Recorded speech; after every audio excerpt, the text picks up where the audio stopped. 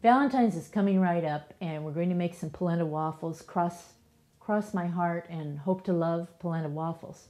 One of the ingredients for those is cashew cilantro pesto. So in this segment, that's what we're going to do, is get the pesto ready.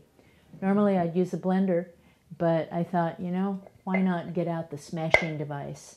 I've got a little bit of yayas I have to blow off here, and so I think I can probably do it better if I'm the pounder rather than the electricity. So in goes some cilantro in there, and I think I'm just going to put, you know, the cilantro leaves are not a problem, stems. They have perfectly fine flavor. And so I'm just going to start in here pounding. And one thing I have found is that I think, oh gosh, I don't want to get out the mortar and pestle. I'm going to get the blender because it'll be so much faster. But look at how fast this is breaking down. So it's starting to happen, and now let's get some cashews into the action, because this is cashew cilantro pesto. And to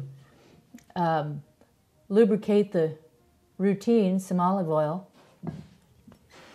and then, of course, a little salt.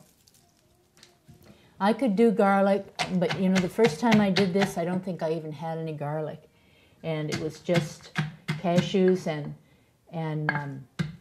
cilantro and salt, and that was it. And it made beautiful pesto, and pesto that doesn't get dark like pesto made with fresh basil does. So I'm going to set this down because I'm really going to have to kind of get with some serious...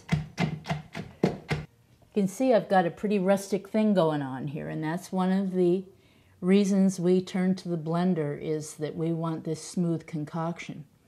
But I'm going to go for it a little bit more, and I think that what we're going to be happiest about with this approach is that it'll have some character. You know, we will bite down on pieces of cilantro and pieces of cashew. That was all of 30 seconds. And you can see it's happening. I'm going to give it another 30 seconds and maybe a shot of vinegar, and I think we're going to have something pretty groovy.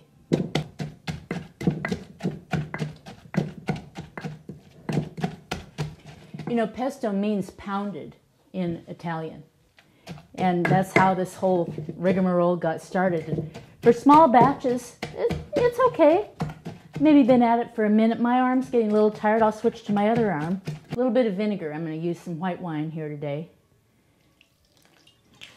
And yes, that was more than a few drops. I like to see a little bit of vinegar happening. If I had some lime, I would surely squeeze that in. Oh, it's smelling nice too. I think it might be good.